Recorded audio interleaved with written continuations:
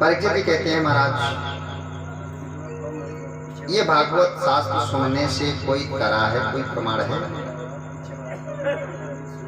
सुखदेव जी कहते हैं प्रमाण है। तुंगभद्रा नदी के तट पे उत्तम एक नाम का नगर था। वहां एक बड़े ही कर्मनिष्ठ योगनिष्ठ ब्राह्मण देवता निवास करता। उनका नाम था आत्मदेव। आत्मदेव प्रकांड के परम मर्मज्ञ थे, बहुत अच्छे विद्वान थे, विद्वता में कोई कसर नहीं। और विद्वान के अंदर जो गुण होना चाहिए संपूर्ण गुण उनके अंदर विराजमान। उनकी पत्नी थी धुंधली। जितने ही पंडित जी सज्जन उदार चरित्र के थे, उनकी पत्नी धुंधली इसके ठीक विपरीत। इतना विपरीत थी मत जब तक ये घर का झगड़ा दूसरे घर तक न लगा दे तब तक उन्हें चैन नहीं आता। करके धीरे धीरे समय गुजरता गया। चौथे पल में ये प्रवेश करने लगे। एक दिन आत्मदेव जी के मन में बड़ा ग्लानि हुई। लगता है कि हमारे द्वारा बहुत बड़ा पाप हुआ। कारण कि हम देख रहे हैं कि सुबह जब हम सो करके उठते हैं, बाहर निकलते हैं, तो हमारे पड़ोसी यदि हमको देखते हैं तो मुंह फेर लेते हैं, इसलिए कि संतानहीन है। संतानहीन का चेहरा सुबह सुबह नहीं देखना चाहिए। तो हमारे चलते हमारे पड़ोसियों को कष्ट है, तो हमारे जैसे पापी को रहना उचित। अपार संपदा है, महल है, अपने पत्नी के पास जाते हैं, कहते हैं देवी उस नगर में निवास करना उचित नहीं जिस नगर के वासी चेहरा देखना भी नहीं चाहता। यदि अपने चेहरा दिखा देने से उनको कष्ट है तो इस कष्ट को हम लोगों को दूर कर देना चाहिए। सो चलो इस नगर को हम लोग छोड़। धुंधली पूछती है तुम्हारा कहाँ जाएंगे? तो जंगल में चलो, वहीं फल इत्यादि का सेवन करते हुए भगवान का भजन करते हुए शरीर को त्याग देंगे। कौन है अपने यहाँ? कोई संतान तो है। धुंधली कहती है जी तेरे को बड़ा है, सो जाओ, मैं ये सुख महल वैभव सब छोड़ के मैं जंगल में क्या करूं। अब पत्नी धुंधली जब साथ छोड़ देती है, इनकार कर देती है, आत्मदेव ब्राह्मण चल देते। चलते चलते जंगल में पहुंचती। अब जंगल में पहुंचने के बाद भी मन के अंदर इतनी ग्लानि है कि उनके मन में होता है कि इस पृथ्वी का हमारे जैसा पापी व्यक्ति भार बना पड़ा है, तो क्यों नहीं शरीर पर परित्याग किया जाए। जान देने के लिए अग्रसर होते हैं। परीक्षित तब तक हमारी नारायण वृद्ध ब्राह्मण के रूप में प्रकट हो जाते हैं। जो ही ये जान देने के लिए उद्यत होते हैं, तब तक ब्राह्मण के वेश में भगवान बोलते हैं ब्राह्मण देवता ठहरो। वैसे शरीर से तो तू तेजवान लगते हो, विद्वान लगते हो, ये मूर्खों जैसा काम क्यों करने जा रहे हो? जान क्यों देने जा रहे हो?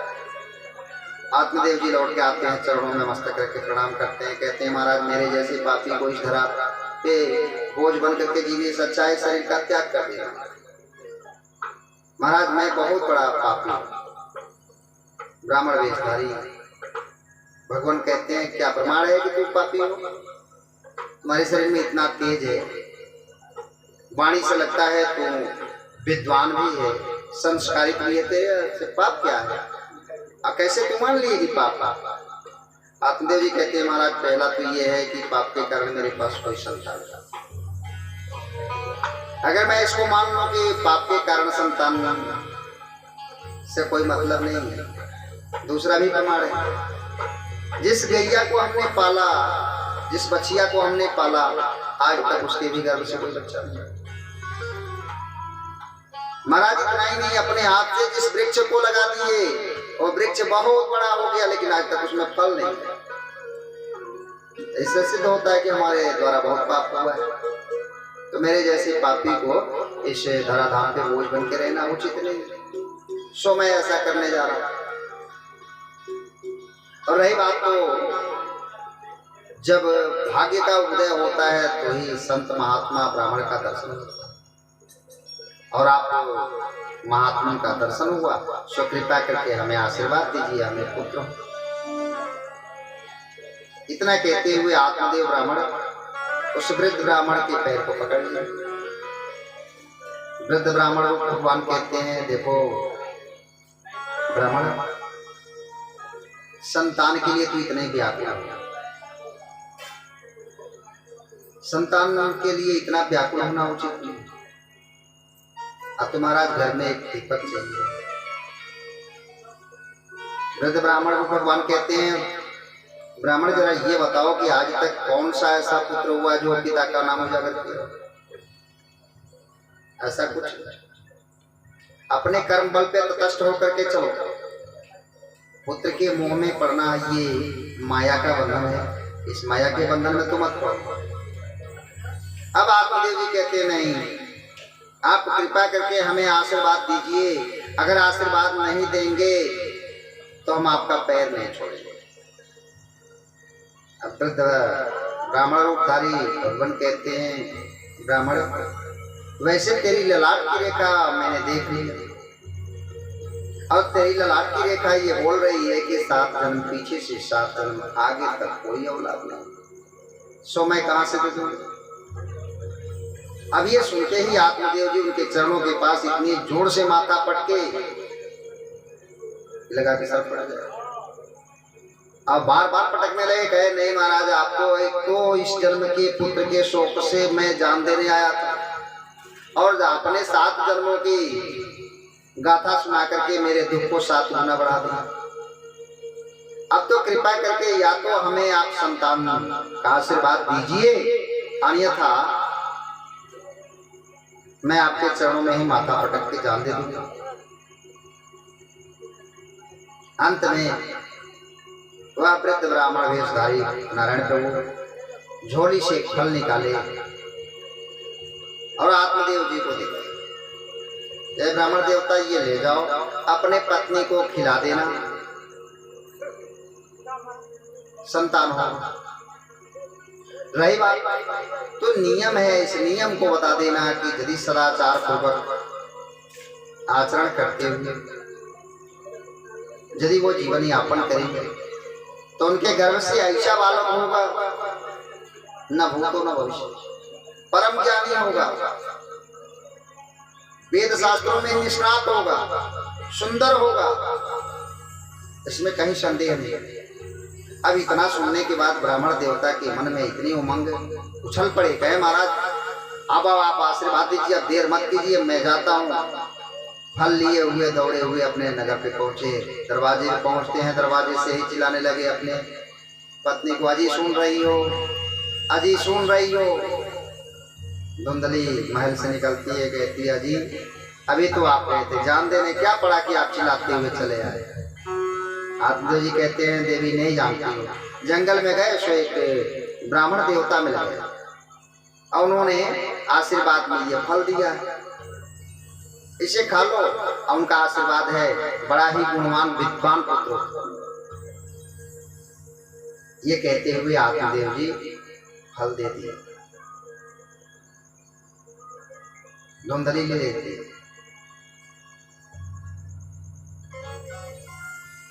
देखिए कहा गया है शास्त्रों के एक एक शब्द का बड़ा मार्मिक है।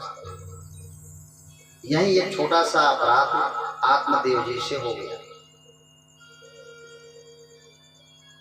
मात पिता प्रिय गुरु के बानी बिना ही विचार करिए सम्मान, उस पे विचार नहीं करना चाहिए। माता पिता और गुरु के वचनों पे कभी विचार नहीं करना चाहिए उचितम शिक्षा। ये अधिकार हम लोगों का नहीं है, ये परमात्मा अधिकार नहीं दे रखे हैं कि माता पिता और गुरु के वचनों में हम अपनी मति विवेक और ज्ञान का उपयोग करें। सम्मान पूर्वक उसका पालन करना चाहिए। सो ब्राह्मण देवता ने आत्मदेव जी को दिया कि ले जाकर खिला दीजिएगा। अपराध यही हो गया कि उन्होंने उठा के फल दे दिया। धुंधली कहती है महाराज मैं खा लूंगी, आप जाइए।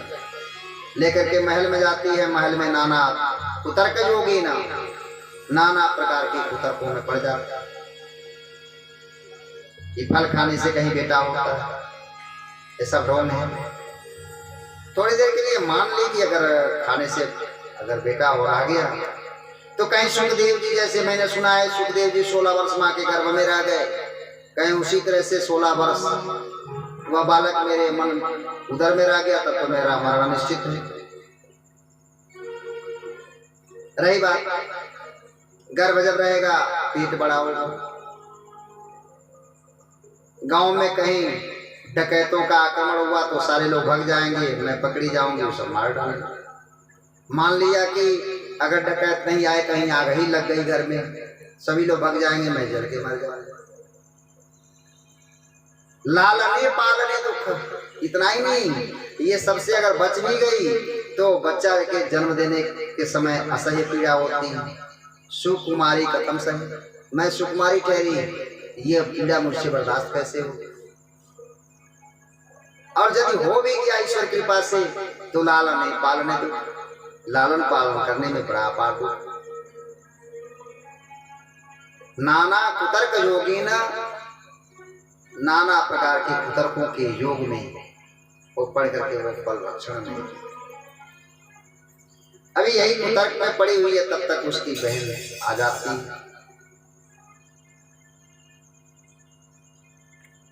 कहती है बहन बड़ी चिंता मग्न हो, क्या करना।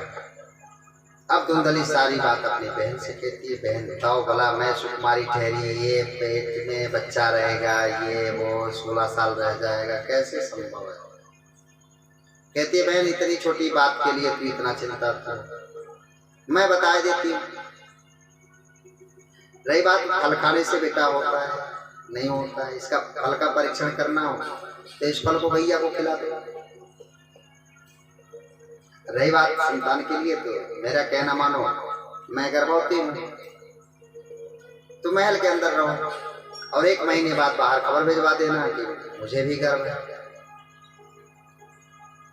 9 महीने तक अंदर रहो सबसे छुप करके, और जब मेरे यहाँ पुत्र जन्म लेगा तो शिवरात्रि के अंधेरे में मैं ला करके आपके यहाँ पहुंचा दूंगा। और जब बच्चा खिड़की के रास्ते से आपके महल में आ जाएगा तो दास दासियों से आप खबर भिजवा देना बाहर कि पुत्र हुआ है, दुनिया जान जाएगी कि पुत्र हुआ। रही बात तो 1-2 दिन बाद मैंने सूतिका गृह में मैं रहूंगी, 1-2 दिन बाद मैं अड़ोस पड़ोस में ये खबर भिजवा दूंगी कि मेरा लड़का जो जन्म लिया सो मरा हुआ जन्म लिया। रही बात लालन पालन की तो उसमें भी तुम्हें तकलीफ उठाने की जरूरत नहीं, मैं आकर के समय से उस बालक का लालन पालन भी कर लूंगी, स्तनपान भी करा दूंगी।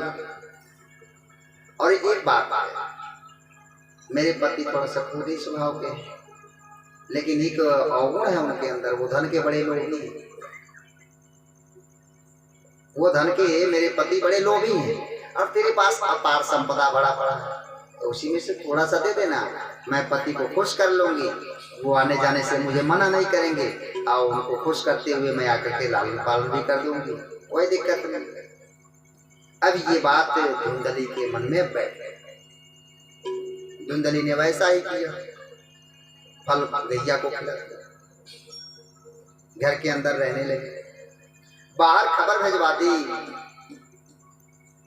कि मेरे को गर्भ है। जब उसकी बहन का लड़का पैदा हुआ, जब रात में लाकर पहुंचा दी, सुबह होते दास दासियों के द्वारा बाहर खबर भिजवा दी कि पुत्र रत्न हुआ। अब पुत्र जन्म के समाचार सुनते ही आत्मदेव जी की खुशी का ठिकाना नहीं रहा। आत्मदेव जी इतने उमंग में आ गए कि नाना प्रकार की दान उपदान करने लगे। दरवाजे पे जो भी गायन वादन करने वाले आने लगे, ब्राह्मण देवता आने लगे, सबको कुछ न कुछ मिला, अपार संपदा उन्होंने लुटाया उसको। अभी ये सब उत्सव का कार्यक्रम चल ही रहा था तब तक गैया के गर्भ से एक बालक का जन्म। परीक्षित, उस गाय के भी गर्भ से एक बालक का जन्म। बड़ा अद्भुत बालक है।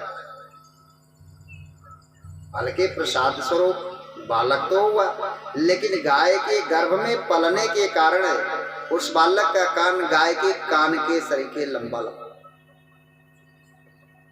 अब ये समाचार नगरवासी पाए, दौड़ पड़े, लगे कहने परमात्मा देते हैं तो छप्पड़ फाड़ के देते हैं।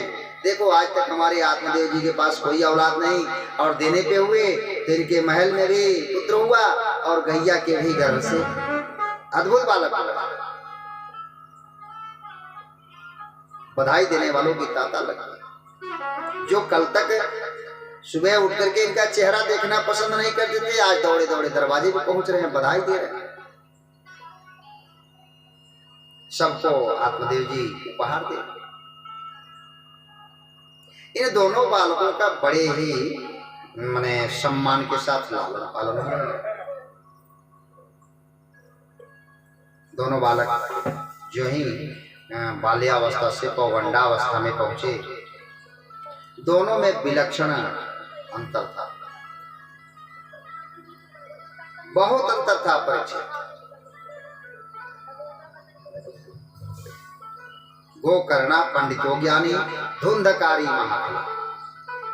गोकर्ण जितना ही बड़ा पंडित और ज्ञानी निकला, धुंधकारी उतना ही बड़ा खल निकला। धुंधकारी अपने उम्र के बच्चों के साथ खेलते खेलते पकड़ के कुएं में डाल देता, शिकार खेलता, शिकार से मार करके लाए हुए मानुष को ग्रहण करता।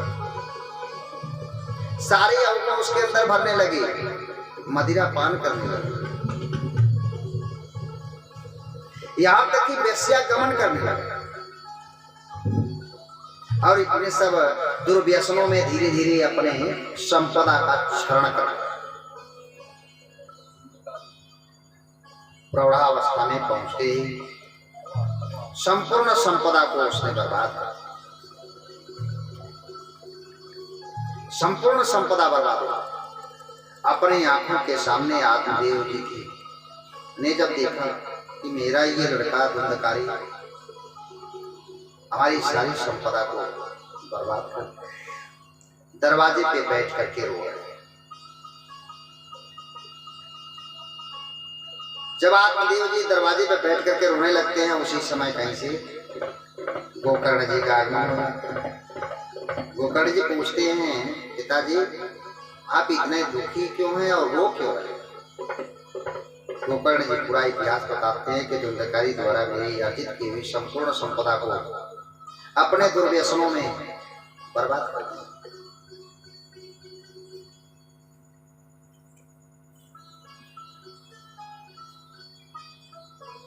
गोकर्ण जी बड़ा सुंदर ज्ञान देते हैं आत्मदेव अपने पिताजी को। अन्यस्य गुण दोष चिंतनमास मुक्त्वा सेवा कथा रसमहोनितः। पिताजी गुण दोष त्रिशिर दोष गुणस्तु उभय वर्जितः। पिताजी आप तो ज्ञानी हैं, आप शास्त्रों के निष्णात ज्ञाता हैं। आपके जैसे व्यक्ति यदि इस तरह धन के विलीन होने से इतना दुखी हो, ये अच्छी बात है। और आपके नजरों में धुंधकारी के गुण और दोष दिखाई दे रहा है, ये भी महादोष है। गुण दोष दृश्य दोष गुणस्तु उभय वर्जितः। विद्वान पुरुष को किसी के गुण और अवगुण को नहीं देखना चाहिए। इसलिए कि अगर गुण देखेगा तो आसक्ति कर बैठेगा, अगर अवगुण देखेगा तो घृणा कर बैठेगा। आसक्ति में पड़ना भी बंधन है और घृणा करना भी बंधन है। तो जो बंधन मुक्त जीव होना चाहे तो सबसे पहले गुण दोष दृश्य दोष गुणस्तु उभय वर्जितः। गुण और अवगुण देखना वो छोड़ दे। सबसे पहले तो आप ये कीजिए। दूसरी बात, पिताजी देहस्ति मांस रुधिरे देहस्ति मांसरुधिरे भीमति त्यजत्वाम जाया सुता विशुषदा ममता विमुच्य पश्यामि समजगदु क्षणभंगनिष्ठं वैराग्य राग रसिको भवभक्ति। पिताजी, ये हाड़ मांस का शरीर है। देहंस्ति मांस रुधिरे, ये हाड़ मांस और रुधिर से ऊपर से चमड़ी से बंधा हुआ ये शरीर है और इस शरीर से आसक्ति, ये ज्ञानी रहते हुए इस तरह का आचरण शोभा नहीं दे। सबसे पहले तो इसको आप जानो।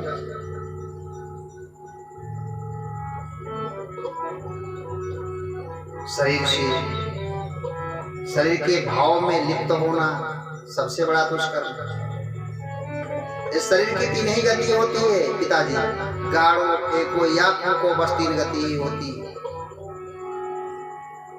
चाहे कितना बड़ा राजा हो, चाहे कितना बड़ा रंग हो, अंत में उसे या तो गाड़ दिया जाता है या फेंक दिया जाता है या फूंक दिया जाता है। इसके बाद चौथी कोई गति नहीं होती। तो देहंस्ति मांस रुधिरे भीमति त्यजत्वा, इसमें जो मति है, जिसमें आपका मन लगा हुआ है, उसका आप परित्याग कर दिया। जाया सुता विशुषदा ममता विमुच्य, जाया कहते हैं पत्नी को, सुत कहते हैं पुत्र को। स्त्री और पुत्रों के मुंह के बंधन में जो आप बंधे पड़े हैं, इस ममता का परित्याग कर, भीमति त्यजत्वाम, इसका परित्याग कर। यदि देखने की बात है, गुण दोष दृश्य दोष, यदि ये ना देखें तो क्या देखें? तो देखने के लिए अगर चीज कोई चीज है तो पश्या निशाम जगदु क्षणभंगुर निष्ठा, अपने शरीर को क्षणभंगुर समझते हुए देखने की कोई चीज है तो केवल एक जगदीश का दर्शन, परमपिता परमेश्वर का दर्शन कीजिए। और वो कैसे दर्शन होता है? जो वैराग्य पुरुष अपनी अंतरात्मा के अंदर भगवान का दर्शन करते हैं। पिताजी, इस प्रकार आप